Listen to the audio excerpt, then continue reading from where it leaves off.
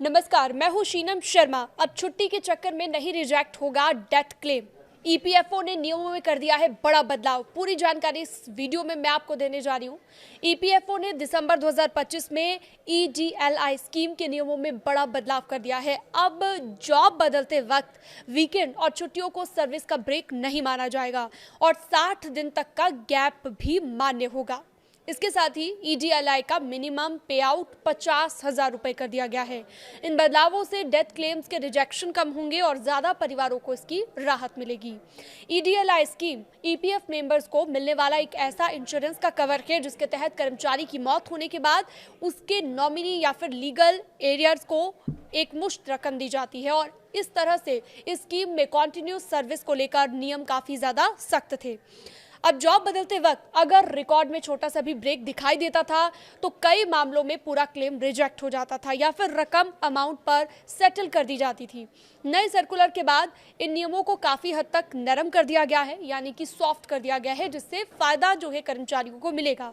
Weekend और छुट्टियों को अब सर्विस ब्रेक नहीं माना जाएगा। ईपीएफओ ने साफ कर दिया है कि अगर किसी कर्मचारी ने शुक्रवार को पुरानी नौकरी छोड़ी, सोमवार को नई नौकरी को ज्वाइन किया तो बीच के शनिवार और रविवार को सर्विस ब्रेक नहीं माना जाएगा। इस तरह से साप्ताहिक अवकाश, राष्ट्रीय अवकाश, गेजेटेड हॉलीडे, राज्य सरकार की छुट्टियां और इसके अलावा तमाम हॉलीडेज को सर्विस ब्रेक में नहीं गिना जाएगा। शर्त सिर्फ इतनी सी है कि एग्जिट और ज्वाइनिंग डेट के बीच का अंतर केवल इन छुट्टियों की वजह से हो। ऐसे मामलों में कर्मचारी की सर्विस को कॉन्टिन्यूस माना जाएगा और ईडीएलआई क्लेम पर इसका नकारात्मक असर नहीं पड़ेगा। जॉब बदलने पर 60 दिन तक का गैप भी मान्य होगा। नए नियमों के तहत अब जॉब चेंज करते वक्त 60 दिनों तक का गैप भी कॉन्टिन्यूस सर्विस के भीतर ही आएगा।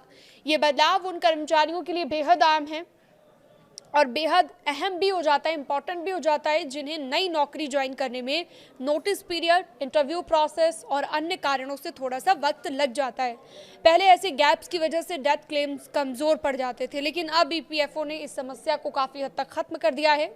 नए सर्कुलर के मुताबिक अगर कर्मचारी की मौत लास्ट पीएफ कॉन्ट्रीब्यूशन की तारीख से 6 महीने के भीतर होती है और तो वो अभी भी एम्प्लॉयर की रोल्स पर है तो भी मिनिमम ईडीएलआई बेनिफिट लागू हो जाएगा। पहले ऐसे मामलों को लेकर, क्लेम्स को लेकर काफ़ी ज़्यादा कंफ्यूजन और देरी होती थी, जो कि अब आगे नहीं होगी और छुट्टी के चक्कर में अब रिजेक्ट नहीं होगा डेथ क्लेम। इस जानकारी को और लोगों के साथ भी शेयर करें। आप हमारे चैनल को सब्सक्राइब भी कर सकते हैं। न्यूज़ 18 को आप सब्सक्राइब करना ना भूलें।